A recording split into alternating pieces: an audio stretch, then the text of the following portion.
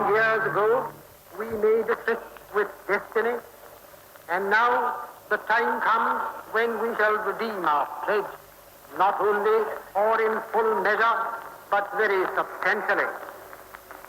At the stroke of the midnight hour, when the world sleeps, India will awake to life and freedom.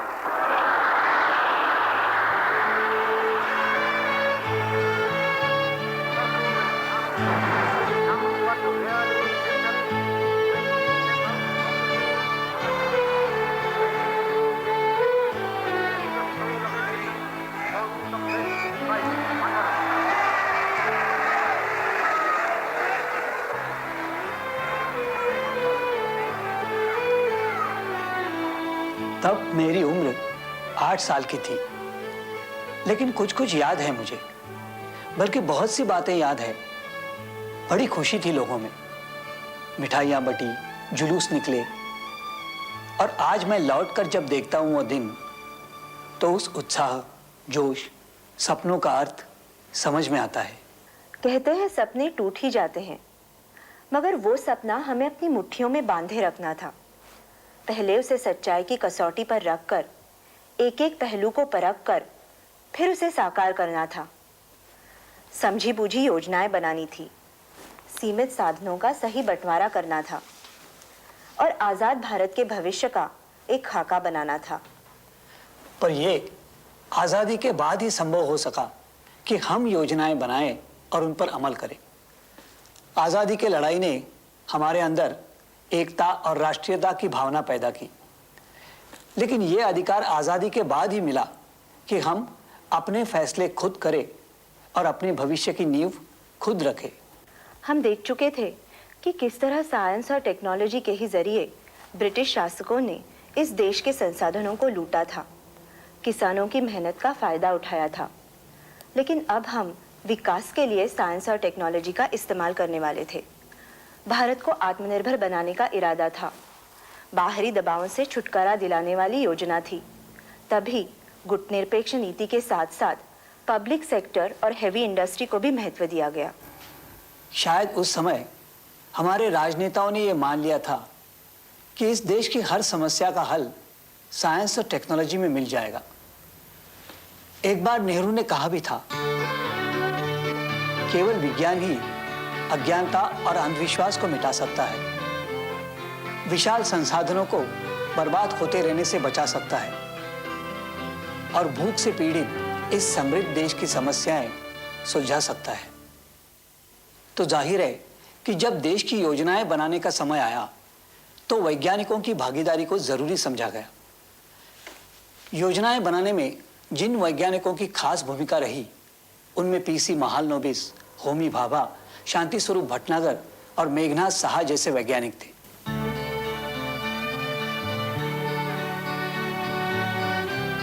4 अगस्त 1956 अप्सरा, भारत का पहला nuclear reactor काम करने लगा। इसके भी काफी पहले टाटा ट्रस्ट के चेयरमैन को डॉक्टर होमी भाभा ने लिखा था, 20 वर्षों में जब भारत ऊर्जा बनाने के लिए एनर्जी का इस्तेमाल करने लगेगा, तब हमें विदेश का मुंह नहीं देखना पड़ेगा। मुझे महत्व की बात यह लगती है कि उन्होंने आत्मनिर्भरता पर जोर दिया, आगे की सोची और दूरदृष्टि से काम लिया। जब अप्सरा रिएक्टर शुरू हुआ, तब लोगों के मन में यह विश्वास पैदा हुआ कि भारतीय वैज्ञानिक भी मॉडर्न टेक्नोलॉजी का बेहतर इस्तेमाल करेंगे। भाभा तब इस कोशिश में थे कि भारत में विज्ञान नए सिरे से संगठित हो और उपयोगी बने। ब्रिटिश राज्य में विज्ञान की शिक्षा हासिल करना आसान नहीं था। ना ही लोगों के सामने ऐसा कोई सपना था कि वैज्ञानिक बनकर वे उद्योग से जुड़ सकते हैं या राष्ट्र के विकास के लिए काम कर सकते हैं। वैसे कुछ गिने चुने विश्वविद्यालय थे जिनमें विज्ञान पढ़ाने का खास इंतजाम था, पर उनमें भी बुनियादी रिसर्च पर जोर नहीं था और ना ही साइंस के प्रोफेशन पर। बस इसका एक अपवाद था, बंगलोर का इंडियन इंस्टीट्यूट ऑफ साइंस। लेकिन वहां भी बड़े पैमाने पर टेक्नोलॉजिकल रिसर्च नहीं हो रहा था। तब वहां के कुछ वैज्ञानिकों को इसका एहसास हुआ। उन्हीं में से थे होमी भाभा। ये लोग एक नए भविष्य का सपना देख रहे थे। युवक भाभा एक चिट्ठी में लिखते हैं, भारत के हित में यह बेहद जरूरी है कि यहाँ फंडामेंटल फिजिक्स पर रिसर्च का काम शुरू हो। इस रिसर्च का फायदा फिजिक्स की एडवांस ब्रांचेस को तो होगा ही, पर उद्योगों में भी हम उसका लाभ उठा सकते हैं। इन्हीं उम्मीदों के बल पर उन्होंने आगे चलकर बंबई में इस संस्था को आकार दिया, Tata institute of fundamental research. ये सच है कि भाभा के पास मौके की कमी नहीं थी, पर कितने लोग भाभा की जगह होते तो मौके का इस तरह फायदा उठाते। उन्होंने कई साल विदेश में रहकर पढ़ाई की, आइंस्टाइन जैसे बड़े वैज्ञानिकों के संपर्क में आए। 1940 में भारत लौटकर उन्होंने इंडियन इंस्टीट्यूट ऑफ साइंस में कुछ साल काम किया। इसी दौरान उनके काम की दिशा बदली। थ्योरेटिकल फिजिक्स तो वो कर ही रहे थे, और अब उन्होंने महसूस किया कि भारत के विकास में वो एक महत्वपूर्ण भूमिका निभा सकते हैं। राष्ट्रीय विकास योजनाओं में भी उन्होंने दिलचस्पी ली और बड़े उद्योगों की स्थापना पर जोर दिया।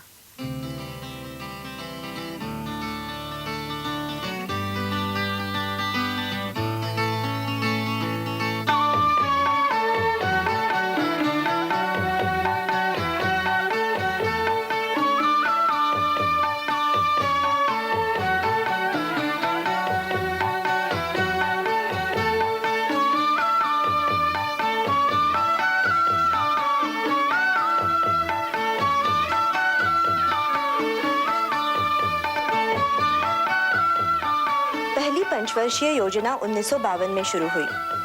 इसमें साइंटिफिक इंफ्रास्ट्रक्चर पर जोर दिया गया। साइंटिफिक और इंडस्ट्रियल रिसर्च को बढ़ावा देने के लिए धन जुटाया गया। इस योजना के दौरान एक के बाद एक आधुनिक प्रयोगशालाएं और रिसर्च इंस्टीट्यूट्स खोले गए। दूसरी पंचवर्षीय योजना के अंतर्गत 1958 में वैज्ञानिक प्रगति के दिशा में आगे बढ़ने का एक संकल्प किया गया, जिसे साइंटिफिक पॉलिसी रेजोल्यूशन के नाम से जाना जाता है। सोचा गया था कि योजनाओं में वैज्ञानिकों और तकनीशियनों को शामिल करने से कई लाभ होंगे।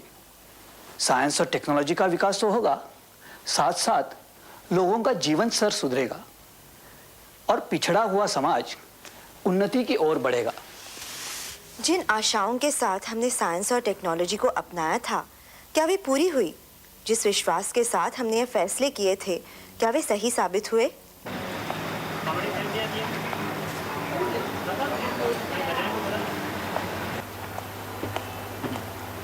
Made in India. आज ज़रूरत की हर चीज़ यहाँ मिलती है जिस पर भारत की छाप हो। और सिर्फ 40 साल पहले कहावत हुआ करती थी कि यहाँ सुई भी नहीं बनती, तो वहाँ से यहाँ हम पहुँचे कैसे?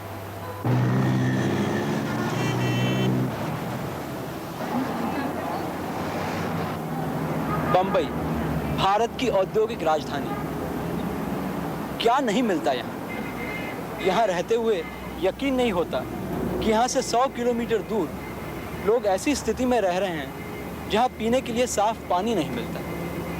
बिजली, दवाइयाँ, पढ़ाई वगैरह की तो बात ही छोड़ो। शहरी मजदूरों की हालत कौन सी अच्छी है? कारखानों में भले ही वे अल्ट्रा मॉडर्न मशीनों पर काम करते हो, लेकिन अनेकों के घर ऐसे हैं जहां जरूरी सुविधाएं भी नहीं हैं। तो क्या औद्योगिकरण का फायदा सबको हो रहा है? क्या उद्योग लगाने से ही पूरे देश का विकास हो जाएगा? ये बात साफ है, राष्ट्रीय विकास औद्योगिक विकास से बड़ा मुद्दा है। लेकिन हम यहाँ केवल एक आयाम पर चर्चा करेंगे, स्वदेशी तकनीक के विकास पर। जैसे कार का इंजन हम विदेश से मंगाते तो हमारी पूंजी बाहर जाती, हमारे लोगों को काम नहीं मिलता, इसकी नो हाउ हमारे पास नहीं होती। स्वदेशी तकनीक का मकसद यह है कि हमारे साधन हम यहीं जनरेट कर सकें। इसलिए हमने योजनाएं बनाई और बेसिक इंडस्ट्रीज, मूलभूत उद्योग पब्लिक सेक्टर में शुरू किए। ऐसा सोचा गया कि इससे विदेशी उद्योगों पर हमारी निर्भरता धीरे धीरे कम हो जाएगी। वो दौर हमें याद है जब करीबन सारा पेट्रोल, डीजल, केरोसिन विदेश से ही मंगाना पड़ता था। ऐसे तमाम पेट्रोल पंप विदेशी कंपनियों के हुआ करते थे। घरों में गैस कनेक्शन पाना किस्मत की बात थी। प्लास्टिक की थैलियों को भी हम सहज कर रखते थे और बार बार इस्तेमाल में लाते थे। फिर पिछले कुछ सालों में ऐसा क्या हुआ है जो स्थिति बिल्कुल बदल गई है? मैं बॉम्बे हाई गया, बीच समुद्र। यहाँ oil and natural gas commission के बड़े बड़े प्लेटफॉर्म्स हैं। आजादी के बाद जब हमने औद्योगिकरण पर जोर दिया तब ऊर्जा का प्रश्न उठा। उन दिनों तेल खोजने निकालने की जानकारी सिर्फ कुछ बहुराष्ट्रीय कंपनियों के पास थी। उनके एक्सपर्ट्स आए और एक के बाद एक निराशाजनक रिपोर्ट्स देकर चले गए। मगर नेहरू और केडी मालवीय जैसे नेता अच्छी तरह समझ गए थे कि ऊर्जा के क्षेत्र में आत्मनिर्भर बनना जरूरी होता जाए। उन्होंने तेल के खोज को बढ़ावा दिया और 1956 में ONGC तेल और प्राकृतिक गैस आयोग की स्थापना की। बाद में ONGC चेयरमैन कर्नल SP वाही से भी मैं मिला। जब आयोग के कार्य की शुरुआत हुई तो तकनीकी जानकारी और इक्विपमेंट ज़्यादातर सभी विदेशी हुए होंगे, तो किस तरह तकनीकी बेस, हिंदुस्तानी तकनीकी बेस बनाया गया? ये भी अपने लीडर्स की विजन थी कि उन्होंने ये अप्रिशिएट किया कि अपनी टेक्निकल मैन पावर जो है वो बढ़नी है, बढ़ाई जानी चाहिए। तो हिंदुस्तान में कई टेक्निकल इंस्टीट्यूशंस खोली गई एट द वर्कर्स लेवल और एट द एग्जीक्यूटिव लेवल। आज हमें इस बात का फख्र है कि हम लोग दुनिया के सबसे बड़े और बेस्ट कंपनीज के साथ मुकाबले में खड़े हो सकते हैं। हम लोगों का एक्सप्लोरेशन में जो सक्सेस रेशो है वो 2:1 है, 3:1 है। वर्ल्ड एवरेज जो है 1:5 है। वेल, हर एक चीज़ में आपको मेहनत की ज़रूरत है, स्ट्रगल तो करनी पड़ती है, लेकिन अपने जो साइंटिस्ट हैं, अपने जो इंजीनियर्स हैं, अपने जो टेक्नीशियंस हैं, वो इतने होनहार हैं और इतने काबिल हैं तो हर एक चीज़ को बड़ी जल्दी से जल्दी पकड़ लेते हैं। आत्मनिर्भरता पाने के लिए ONGC की जो कोशिश हो रही है, उसमें और उद्योगों को ONGC ने किस तरह अपने साथ जोड़ लिया है? आज तकरीबन 300 कंपनियां ऑयल एंड नेचुरल गैस को मटेरियल्स, सर्विसेज, इक्विपमेंट सप्लाई कर रहे हैं। और हम ये भी कह सकते हैं तकरीबन 60% सेल्फ रिलायंस हम लोगों ने अचीव कर लिया है। बहुत सोफिस्टिकेटेड इक्विपमेंट्स कंट्री में बनने लगे हैं। ड्रिल शिप्स बन रहे हैं, चेकअप रिग्स बन रही हैं, ऑफशोर स्ट्रक्चर्स बन रहे हैं, क्रिसमस ट्रीज बन रहे हैं, कंप्रेसर्स बन रहे हैं, जनरेटर्स बन रहे हैं और कई कई किस्म के मटेरियल्स बन रहे हैं।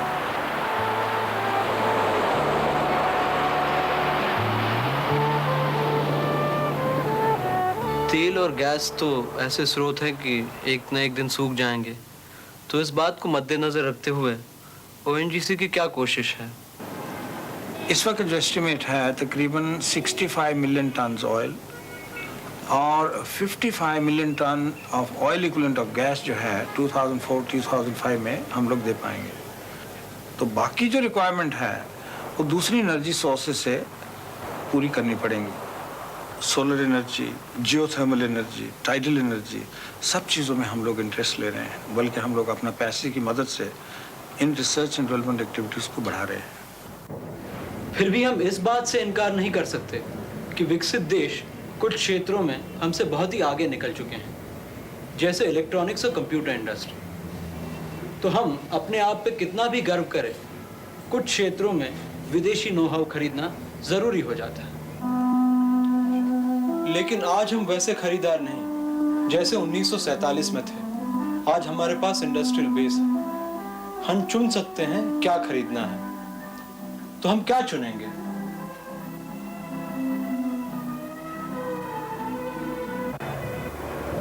अमृता, हमारे अंकल की ये गाड़ी बिल्कुल फॉरेन कार जैसी है। है भी तो फॉरेन की। क्या मतलब? यही दिल्ली के बाहर ही तो बनती है। असेंबल होती है, इससे थोड़ी इंडियन बन जाती है। पर हर चीज खुद बनाने की क्या जरूरत है? देखो, अगर कोई चीज अच्छी हो तो उसकी नकल करने में क्या बुराई है? नकल कर लेना तो आसान बात है, पर मान लो कि आपको 5 हॉर्स पावर का इंजन नहीं चाहिए और 10 हॉर्स पावर का चाहिए, तब तो सब कुछ बदल जाएगा। ऐसा नहीं है कि हर चीज का डबल कर दो, ये नकल नहीं है। उसके लिए क्रिएटिविटी चाहिए। हाँ, और आजकल टेक्नोलॉजी कितनी जल्दी से बदलती है, कितनी तेजी से आउटमोडेड होकर बेकार हो जाती है। हमारी इलेक्ट्रॉनिक इंडस्ट्री भी आजकल पिछड़े हुए कंपोनेंट्स असेंबल करती रहती है। आखिर टेक्नोलॉजी खरीदना भी तो एक क्रिएटिव काम है। अगर बिना गहराई से सोचे विदेशी टेक्नोलॉजी खरीदते रहें तो हम अपना कुछ कर नहीं पाएंगे, दूसरों पर ही निर्भर होते जाएंगे। मुझे लगता है कि ये सारी बातें आत्मविश्वास से जुड़ी हुई है। क्या हमें हमारी वैज्ञानिक क्षमताओं पर, अपने आप पर भरोसा है? क्या हमें विश्वास है हमारी रचनात्मकता पर, हमारी वैज्ञानिक परंपरा पर, हमारे वैज्ञानिक संस्थानों पर? लेकिन क्वालिटी का क्या करोगे? कितनी विदेशी चीजें बेहतर होती हैं, हम कर सकते हैं उनके बराबरी। और क्या ये कंज्यूमर पर अन्याय नहीं होगा कि उसे कुछ भी खरीदना पड़े सिर्फ इसलिए कि वो इंडियन है? क्या सारे लोग क्वालिटी ही देखते हैं? क्या बाजार में बिक रहे तमाम टूथपेस्ट वास्तव में अलग अलग हैं? लोग विज्ञापन से प्रभावित होते हैं और सिर्फ नाम को ही देखते हैं। खैर, हम क्वालिटी की बात करते हैं, इसमें वक्त तो लगेगा ही। शुरुआत भी तो हमने देर से की है। अगर कंज्यूमर का ही सोचेंगे तो बात कैसे बनेगी? नेचुरली उसे अपना वीसीआर चाहिए आज। पर कई क्षेत्रों में हमने आत्मनिर्भरता हासिल की है रघु, जैसे कि स्पेस साइंस और न्यूक्लियर पावर में। हाँ, तुम ये कह सकते हो कि इन क्षेत्रों में हमारी मदद करता भी कौन? पर मशीन टूल्स में और हेवी इलेक्ट्रिकल्स में कई अच्छे ग्रुप्स रिसर्च कर रहे हैं। हाँ है तो, मगर ऐसा हर क्षेत्र में क्यों नहीं होता? बहुत से फॉरेन कोलैबोरेशंस है, यहाँ तक कि पब्लिक सेक्टर में भी। मैंने कई वैज्ञानिकों से बातचीत की है और उनमें उत्साह ही नहीं रहा। कितने सारे CSR प्रोसेस, सस्ते घर बनाने की तकनीक वगैरह पड़े हुए हैं, और हम देखते हैं कि अक्सर वैसे ही चीजें फॉरेन कोलैबोरेशन के साथ की जा रही है। मुझे गुस्सा इस बात पर आता है कि ये चीज क्रिएटिविटी का दम घुटती है। क्या आप उन लोगों को दोष दे सकते हैं जो विदेश जाते हैं? लेकिन इसके लिए तुम्हारे पास कोई हल है? हाँ, वही तो नहीं है मेरे पास। बहुत सारे लोग, बहुत सारे हित, बहुत सारे रवैये इससे जुड़े हैं, पर इससे मुंह तो फेरा नहीं जा सकता। आज इतनी जल्दी से दुनिया बदल रही है कि मुझे डर लग रहा है कि हम औरों पर निर्भर ना हो जाए। हमने अगर एक खास टेक्नोलॉजी को अपनाया और उसमें आत्मनिर्भर हो भी गए, तो भी समाज और वातावरण पर उसका अच्छा बुरा असर होता है। और किसी भी टेक्नोलॉजी को अपनाते समय ये बात ध्यान में रख लेना जरूरी है। 20वीं सदी के पहले दशकों में हमारे यहाँ विज्ञान में जो काम हुआ वो हमने पिछली बार देखा था। सन 47 के बाद हुए विकास पर तो खूब विस्तार से चर्चा की जा सकती है, लेकिन जीवन से जुड़ी कुछ मूल बातों पर साइंस का जो असर पड़ रहा है, हम उनकी बात करना चाहते हैं, जैसे अन्न, पानी, जमीन, पर्यावरण। एक बात और भी है, टेक्नोलॉजी तो हमेशा बदलती संवरती रहती है, हमें भी उसके साथ ही चलना और बदलना होगा। एक तकनीक जो एक समय में हमें बड़ा योगदान देती है, वही आगे चलकर समस्याएं भी खड़ी कर सकती है। मिसाल के तौर पर हरित क्रांति। इस तकनीक ने हमारे खेतों की पैदावार अचानक इतनी बढ़ा दी कि सचमुच उसने क्रांति का रूप ले लिया। वैसे ही जैसे 9000 साल पहले जब मानव ने पहल कोई फसल उगाई थी।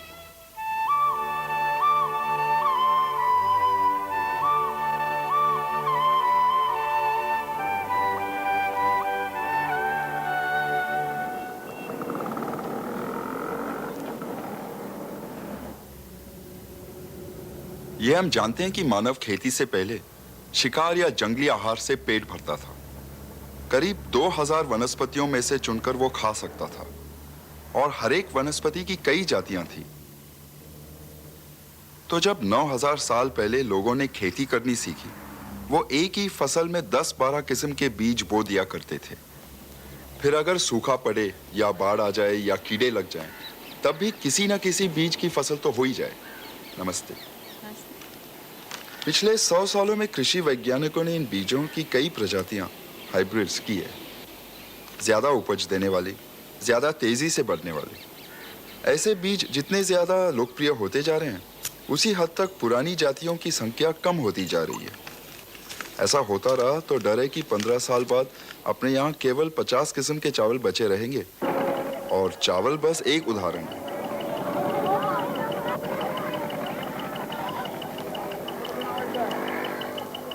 ज्यादा उपज देने वाली आधुनिक बीजों की तुलना में पुरानी किस्में कम या ज्यादा पानी मिलने पर भी बढ़ जाती है। कीड़ों का खतरा भी उतना नहीं होता, उन्हें इतनी जल्दी से पाला भी नहीं लगता। ये सब इसीलिए कि हर इलाके की अपनी खास किस्में होती है, जो सदियों के दौरान वहीं की मिट्टी, तापमान, हवा, पानी और कीड़ों के अनुकूल बन गई है। पर्यावरण अगर बदलता रहा, इन बीजों का भी साथ साथ विकास होता रहा। इनके मुकाबले नए बीजों से पैदावार ज्यादा होती है, पर साथ ही ये बीज ज्यादा नाजुक भी होते हैं।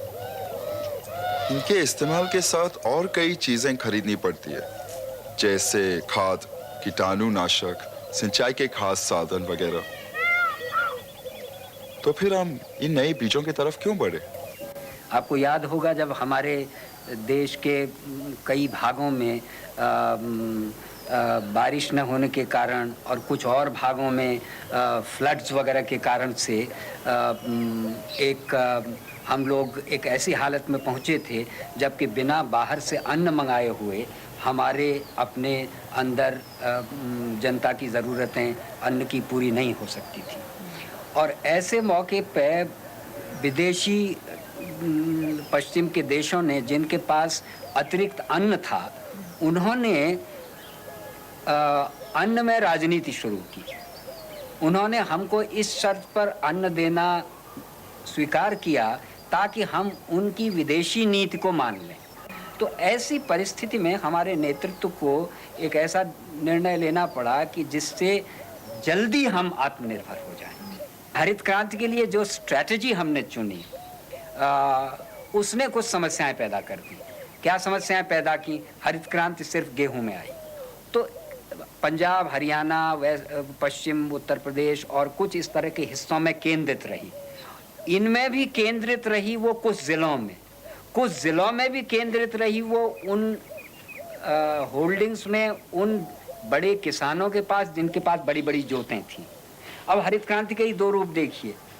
ताइवान, साउथ कोरिया और जापान में भी हरित क्रांति आई, लेकिन वहाँ भूमि सुधारों के बाद आई। तो तकनीकी परिवर्तन के पहले भूमि सुधार हो चुका था। हमारे यहाँ बड़े भूमिपतियों, मध्यम भूमिपतियों और गरीब भूमिपतियों का अंतर बना रहा।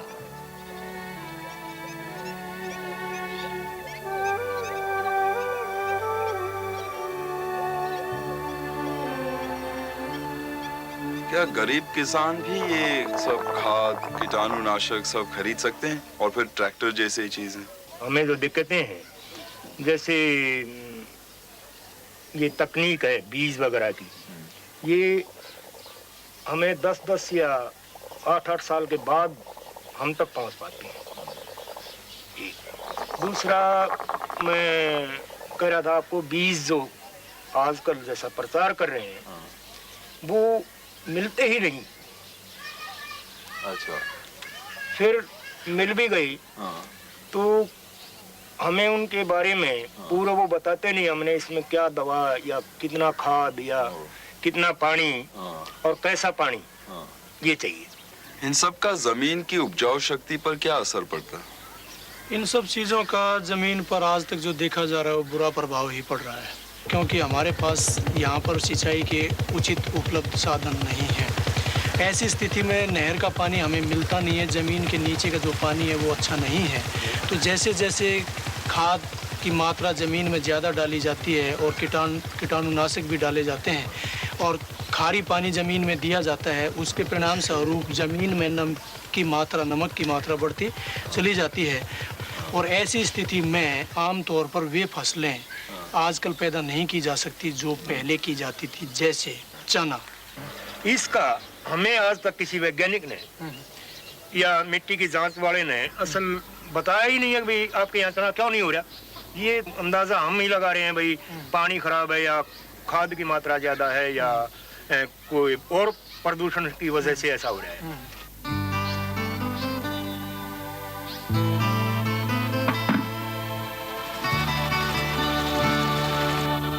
परिस्थितियों को देखते हुए आप स्पष्ट रूप से क्या सुझाव दे सकेंगे? ये समझ लीजिए कि विज्ञान को खेती के क्षेत्र में ले जाने की तरफ हमारा इसे पहला प्रयोग समझिए। तो इसलिए इससे हमें पूरे सही नतीजे निकालने चाहिए। पहली चीज़ ये है कि हमको विज्ञान को अपने सांचे में ढालना होगा। यानी विज्ञान का पैकेज पश्चिम के देशों से आएगा, उसे हम उधार लेके हम अपना काम चलाएंगे, ये नहीं हो सकता। समस्याएं तो है, फिर भी हरित क्रांति के बाद आपकी जिंदगी में कुछ तो सुधार आया ही होगा। निश्चित रूप से कुछ सुधार देखे जा सकते हैं, क्योंकि पहले लोगों के पास जिस वक्त नए नए साधन उपलब्ध नहीं होते थे, ज़्यादा बड़े पैमाने पर खेती नहीं की जा सकती थी, आमतौर पर केवल रोटी खाने के लिए ही समस्या रहती थी। लेकिन अभी हरित क्रांति के परिणाम स्वरूप कुछ ऐसी परिस्थिति बन गई है कि जिसके कारण लोग रोटी भी खा सकते हैं और उसके साथ साथ कुछ थोड़ा बहुत अपनी आने वाली समस्याओं के लिए जुटा भी सकते हैं। ऐसा है, ये हम तक जो ये ज़मीन की जो शक्ति कम होती जा रही है ना, और सरकार या वैज्ञानिक जो तकनीक नई नई निकाल रहे हैं, जैसे कोई केमिकल हो या कोई और दवा हो जिससे थोड़ी ही ज़मीन की शक्ति ऊपर उठ सके, उसमें सरकार ही ज़्यादा मदद कर सकती है। हम लोग तो सरकार तक आवाज़ ही पहुंचा सकते हैं। हाइब्रिड बीजों के साथ कुछ पर्याप्त साधन जरूरी है, जैसे खाद, कीटाणुनाशक, फिर पानी। तो अनाज की पैदावार के लिए क्या इसको बढ़ावा देना उचित है, या ऐसी बीजों का इस्तेमाल बढ़ाना चाहिए जो देश के बड़े कृषि क्षेत्र में इन साधनों के अभाव में भी उगाए जा सकते हैं? हमें दोनों तरफ ध्यान देना है और दे भी रहे हैं। शंकर बीज या दूसरे बीज जिनमें ये शक्ति है कि वो हमें 5 टन या 6 टन प्रति हेक्टेयर पैदावार दे सके, अगर हमने उनसे पूरी पैदावार लेनी है तो हमें खुराकी तत्व भी देने पड़ेंगे, पानी भी देना पड़ेगा, और जो उनको बीमारियां लगती हैं उसके भी साधन मुहैया करने पड़ेंगे। मगर हम खोज कर रहे हैं कि किस तरह ये ज़्यादा पैदावार देने वाले बीज, अगर पानी की कमी हो उस कमी को बर्दाश्त कर सके, और अगर कोई बीमारियां लगती हैं तो उनका इंटीग्रेटेड पेस्ट मैनेजमेंट के ज़रिए, या अगर उनको थोड़ी खुराक का इस्तेमाल करने से भी वो अपनी पूरी पैदावार दे पाए, और इसके साथ साथ इंटीग्रेटेड न्यूट्रिएंट मैनेजमेंट की तरफ भी हम ध्यान दे रहे हैं। हरित क्रांति की इस मिसाल से एक बात सामने आती है, वो ये कि अब हमें विज्ञान को एक नई नज़र से देखना परखना है। सदियों तक हम धरती और प्रकृति से लाभ उठा रहे हैं। ये कभी नहीं सोचा कि अगर हम कुछ ले रहे हैं तो कुछ देना भी है। मगर आज हमें यह बात अच्छी तरह से जान लेनी है कि प्रकृति का संतुलन बिगाड़कर हमारा अपना अस्तित्व बनाए रखना असंभव है। एक और बात पर हमें गौर करना है, विकास। विकास आखिर किसका और किसके लिए? नई तकनीक तो हमने अपना ली, मगर उसकी कीमत कितनी चुकानी पड़ेगी और किसे चुकानी पड़ेगी? इन सवालों पर गौर किए बिना किसी भी टेक्नोलॉजी को अपना लेना सचमुच खतरनाक होगा। आज अगर हम नर्मदा परियोजना को देखें तो इन सवालों का महत्व समझ में आता है।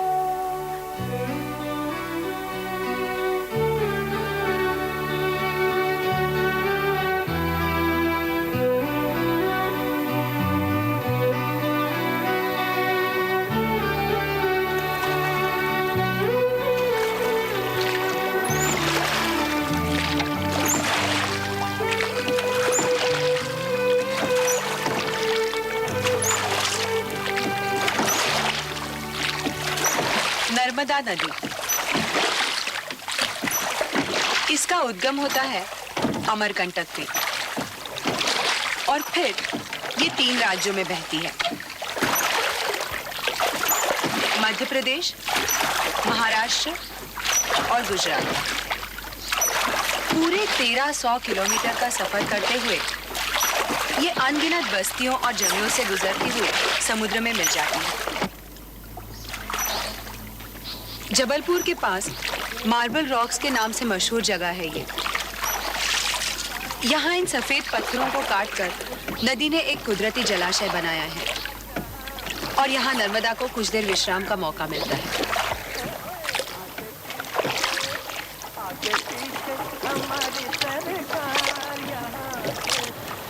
इसका ज्यादातर पानी बिना उपयोग के ही समुद्र में बह जाता है। पिछले 20 सालों से कोशिश चल रही है कि नर्मदा के पानी का उपयोग बिजली बनाने और सिंचाई में किया जाए। इसलिए इस पर 30 बड़े बांध, 135 मध्यम और 3000 छोटे बांध बनाने की योजना है। उम्मीद की जाती है कि इससे नर्मदा घाटी और उसके आसपास के इलाकों में जोरदार कृषि क्रांति हो जाएगी। पशुपालन और मत्स्य पालन को खूब बढ़ावा मिलेगा। बड़े उद्योग धंधे पनपेंगे और शहरीकरण हो जाएगा।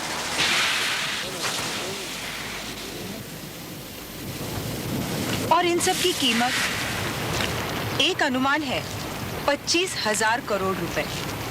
लेकिन ये केवल एक आंकड़ा है जिससे हमें उस कीमत की एक बड़ी अधूरी झलक मिलती है जो हम सबको चुकानी होगी।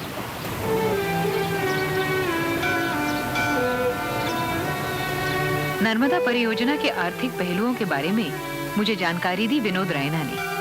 विनोद भोपाल की एक स्वयंसेवी संस्था एकलव्य के सदस्य हैं। मैं आपको सरदार सरोवर के लिए कुछ आंकड़े बताता हूं जो मेरे नहीं हैं। ये टाटा कंसल्टेंसी सर्विस ने ये आंकड़े बनाए थे गुजरात सरकार के लिए कि कितनी लागत इस पे लगेगी। ये 1995 तक के प्रोजेक्शंस हैं और कुल लागत सरदार सरोवर डैम पे जो बताई गई है वो है 6,105 करोड़ रुपए। अब वो लाभ क्या हो रहे हैं वहाँ से? एक तो बिजली पैदा हो रही है और फिर सिंचाई होगी, तो मुख्य तो लाभ यही है। तो इनको भी पैसों में बदला जाता है। इससे लाभ लागत का जो अनुपात बनता है वो है 1.39। सामान्य शब्दों में इसका मतलब है अगर हम 1 रुपया लगाते हैं तो 1 रुपया 39 पैसा हमको वापस मिलेगा। तो मतलब इतना फायदा हुआ। पर कुछ अन्य लोगों ने इन्हीं आंकड़ों को दोबारा विश्लेषण किया तो उन्होंने देखा प्रोजेक्ट में कुछ और जो चीजें रखी गई हैं उनमें खर्च नहीं दिखाया गया है। अगर उनका खर्चा जोड़ा जाए तो पता लगता है कि इस 6,105 करोड़ में और 1,099 करोड़ रुपया जोड़ना होगा। अगर इस नई लागत से हम ये अनुपात बेनिफिट कॉस्ट रेशियो दोबारा देखें तो वो पता चलता है कि 1.17 है। मतलब 1 रुपया लगाएंगे तो 1 रुपया 17 पैसे फायदा हो गया, तो कम हो गया। पर प्लानिंग कमीशन का बेनिफिट कॉस्ट रेशियो 1.5 प्रस्तावित है। बाकी सब चीजें अगर हम भूल भी जाएं, पर्यावरण पे असर, विस्थापित जो लोग हो रहे हैं, सब चीजें छोड़ दें, तो ये तो अपने आप में ही बहुत लाभकारी योजना नहीं है। नर्मदा निरंजनी सर्व दुख भंजनी रोम रोम वासनी नमामि देवी। विज्ञान और पर्यावरण केंद्र दिल्ली की एक रिपोर्ट के अनुसार नर्मदा परियोजना से 1,28,000 हेक्टेयर जमीन डूबेगी। इसमें इंदिरा सागर से डूबने वाला 44,000 हेक्टेयर वन भी है। मैं इंदौर के पास ओंकारेश्वर गई थी, जो एक तीर्थ स्थान है। पास में बन रहे बांध के कारण ये जगह डूब क्षेत्र में आती है। मेरे साथ थे ओम प्रकाश रावल। सरकार कहती है कि जो जंगल नष्ट हो रहा है उसके बदले वो पेड़ लगाएगी, वनीकरण किया जाएगा। ज़्यादा से ज़्यादा सरकार पेड़ लगा सकती है और वो भी अच्छी ज़मीन में यूकलिप्टस लगा करके उसको बंजर कर सकती है, लेकिन जंगल तो किसी भी कीमत पर सरकार नहीं लगा सकती। मैं यहाँ पर केवल भालू या बंदर या चीते उनकी बचाने की केवल बात नहीं कर रहा हूँ, उनको बचाना भी ज़रूरी है, लेकिन मैं पूरे मानव के अस्तित्व की बात कर रहा हूँ।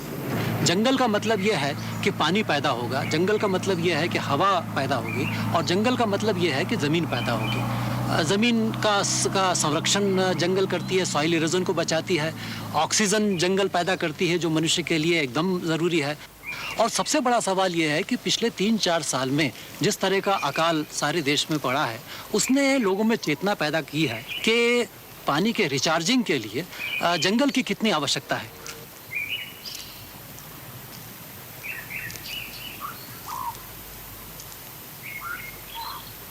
फिर ये पॉलिसीज, नीतियां बनती कैसे हैं? अब मुख्य प्रश्न तो यही है। आमतौर पे कहा जाता है कि ये नीतियां जो हैं वो राष्ट्रहित, नेशनल इंटरेस्ट में बनती हैं।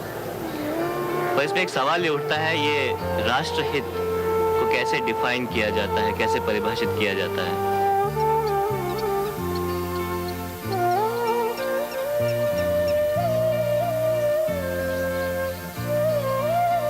नर्मदा बांध ही लीजिए। सबसे पहले ये देखिए कि लगभग 2 लाख लोग बेघर हो जाएंगे, तो ये तो उनके हित में नहीं है। अभी तक ये देखा गया है कि हर वर्ष जो भी ये विकास की योजनाएं हर प्रकार की, केवल बड़े बांध ही नहीं, इनसे लगभग 10 लाख लोग बेघर हो जाते हैं। तो ये एक सवाल उठता है जिस पर बहस बहुत ज़रूरी है कि विकास जो विज्ञान और टेक्नोलॉजी के नाम पे हो रहा है, उससे अगर इतने लोग बेघर हो रहे हैं, उससे अगर इतनी लागत आ रही है, उसके लाभ लागत के आंकड़ों पर इतने सारे प्रश्न हैं, तो ये किसके लिए हो रहा है? और ये जो नीतियां बनती हैं, ये कैसे बनती हैं? जबकि जमीन के लिए जमीन देने की बात है, पहली तो बात यह है वो सिर्फ काश्तकारों के लिए की गई। कहां जाएगा और क्या होगा पुनर्वास के बारे में इस निमाड़ क्षेत्र के कहार या केवट का, जो कि नावड़ी पर जीता है? क्या दिया जाएगा उस मानकर को जो कि जंगल की जमीन पर ही नहीं, किसी के यहाँ मजदूरी करके जीता है? मध्य प्रदेश सरकार ने भूमिहीन को कोई भी देने का, कुछ भी देने का वायदा नहीं किया है। As far as possible, the landless would be provided with either land or jobs. इसका मतलब सिर्फ गवर्नमेंट अधिकारी ही नहीं, कोई भी आम जनता का अनुभवी आदमी अच्छेपन से निकल सकता है। इंदौर के पास बड़वानी में नर्मदा परियोजना के प्रभावों पर एक सेमिनार हुआ था।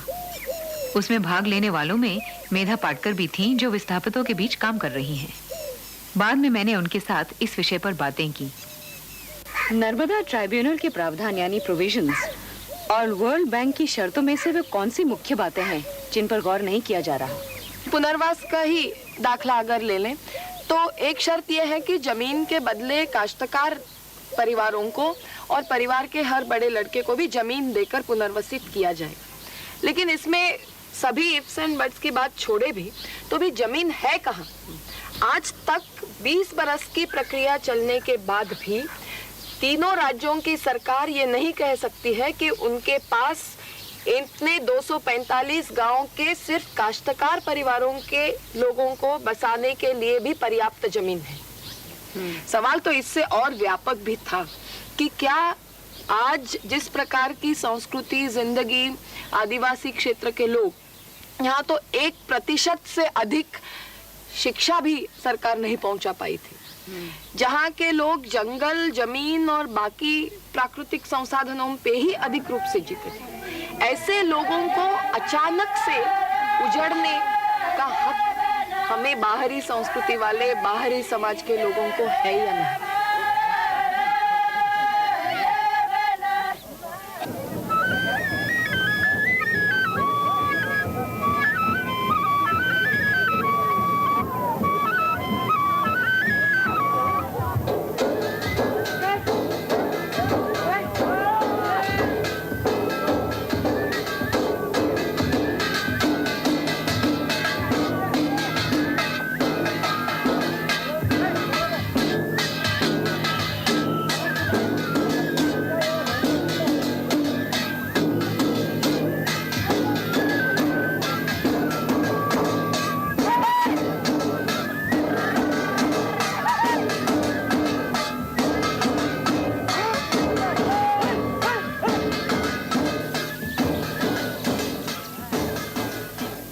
आज हमारे सामने बड़े पैमाने पर ऊर्जा के स्रोत हैं न्यूक्लियर पावर, थर्मल पावर और हाइड्रो पावर। इससे इनकार नहीं कि इनमें से हाइड्रो पावर सबसे साफ और सुरक्षित स्रोत है ऊर्जा का, और ऊर्जा की जरूरत भी है हमें इसीलिए बड़े बांधों की महत्ता को हम नकार नहीं सकते। लेकिन सवाल है, क्या हम कोई ऐसा रास्ता नहीं खोज सकते जिससे कि ऊर्जा भी मिल जाए और लोगों को, पर्यावरण को भी कोई हानि नहीं पहुंचे?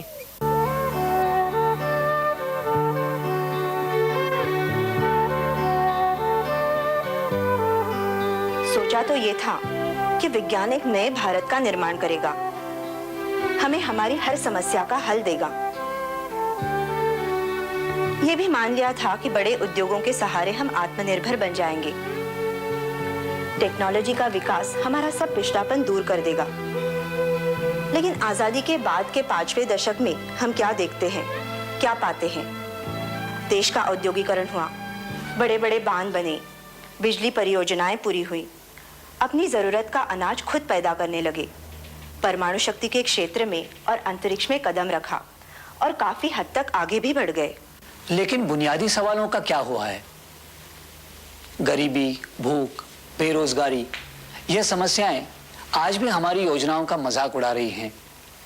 अब सवाल यह है जो हमें अपने आप से पूछना है, क्या साइंस और टेक्नोलॉजी से खुद ब खुद कोई क्रांति आ जाएगी और समाज बदल जाएगा, या समाज को बदलने के लिए और भी बहुत सी चीजें बदलने की जरूरत है? शायद है। अपना बीता कल बदल दे, बस में नहीं हमारे, पर आज को बदल सकते हैं मिलकर लोग सारे। और आज हमारा क्या है ये हम तभी जान सकेंगे, जब गुजरे हुए अतीत को पहचान सकेंगे।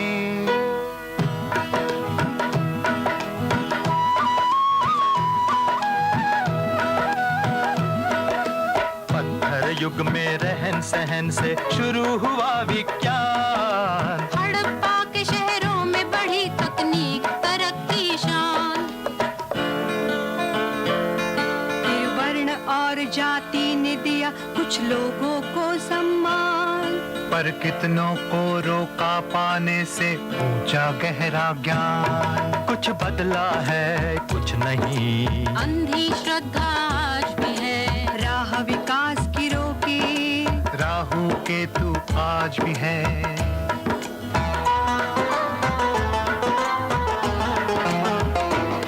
हर युग में नए देशों से हैं लोग यहाँ पर आए, जो लेकर आए ज्ञान नया और नए तरीके लाए। और आज के हम भारतवासी वारिस हैं उन सब के। ये बैर भाव घर तब होता, हम मर मिट जाते कब के। विज्ञान में जब पीछे पड़े अंग्रेजों से हम हारे, कल भी कहीं के रहेंगे नहीं, गर रहे औरों के सहारे।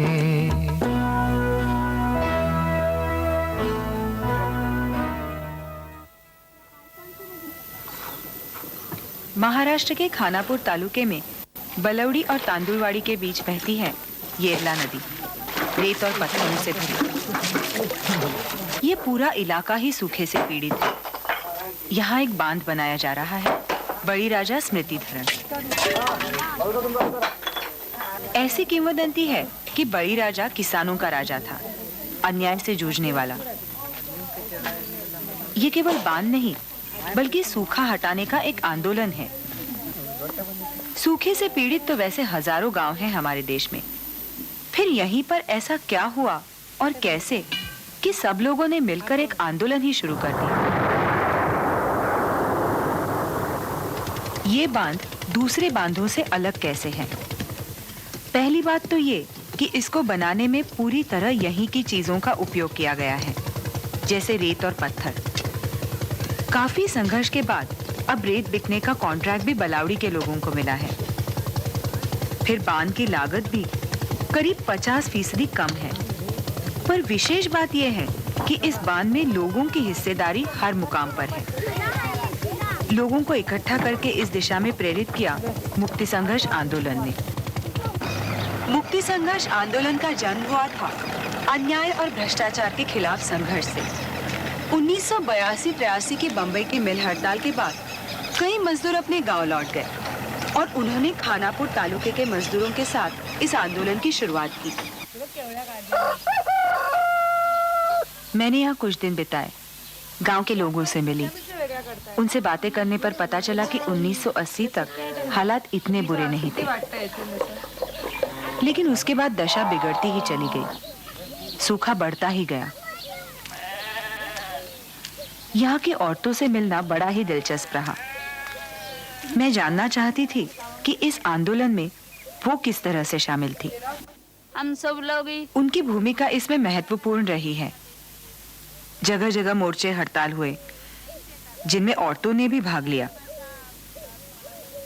और अब वो महसूस करती हैं कि उनमें अपने अधिकारों के बारे में जागरूकता आ गई है, आत्मविश्वास आ गया है। कशाला जाता है मोर्चाला, काय काम आहे मोर्चाचं? उन्हें परवाह नहीं कि लोग क्या कहते हैं, और आज उन्हें पुलिस का भी कोई डर नहीं। सुद्धा आता भीत नाही, इतकं म्हणजे धीट झालं आम्ही। बांध पर मैंने कई लोगों को काम करते हुए देखा। मजदूरों के अलावा वहां गांव वाले और कॉलेज स्टूडेंट्स भी श्रमदान कर रहे थे।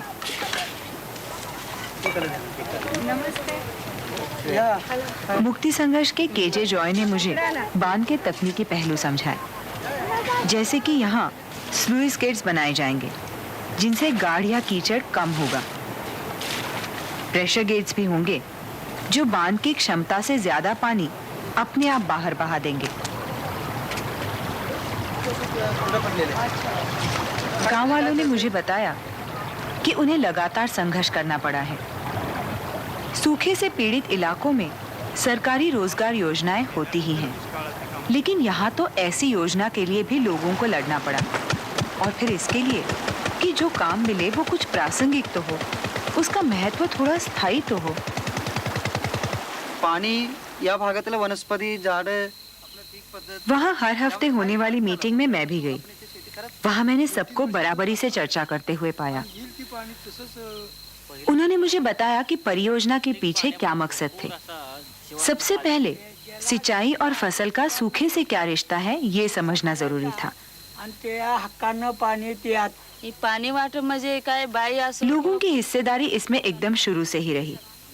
योजना बनाने से लेकर बांध की जगह का चुनाव करने और बांध के पानी का उपयोग किस तरह से किया जाए, ये फैसला लेने तक। आणि हे पाणी संरक्षक पद्धतीने वापरायचं आहे। ये भी तय हुआ कि जमीन जितनी भी हो, पानी पर सबका बराबर हक रहेगा। यहाँ तक कि जिनके पास जमीन नहीं है वो भी इस पानी पर बराबर के हकदार होंगे। 5 एकड़ की जमीन पर वो अपने प्रयोगों को आजमा रहे हैं, किस तरह पानी का सबसे अच्छा उपयोग हो सके और ज्यादा से ज्यादा लोगों को सूखे से राहत मिले। इन सब बातों पर वैज्ञानिक तरीके से विचार करना शुरू हुआ।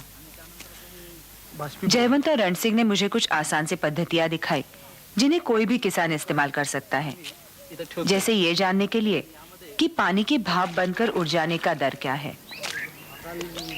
उन्होंने बताया कि ज्यादा पानी सोखने वाले गन्ने जैसी फसलों को उपजाने के बजाय इस पानी से बेर और अनार जैसी फसलें उगाने को प्राथमिकता दी गई है, जो सूखे इलाकों में भी उग सकती हैं, जो खाने लायक भी है और जिनसे अच्छी कमाई भी हो सकती है।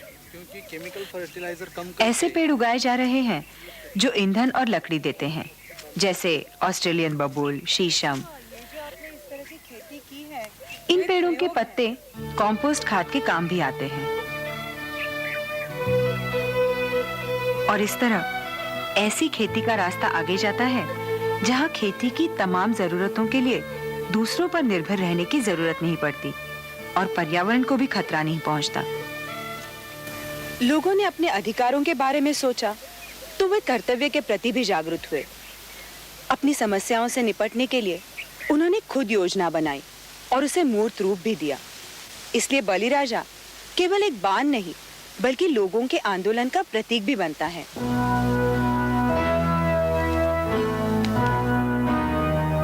कल से सीखे कौन है हम, वो कहाँ हमें ले आया। जो बीत गई सो बात गई, पर उसने आज बनाया।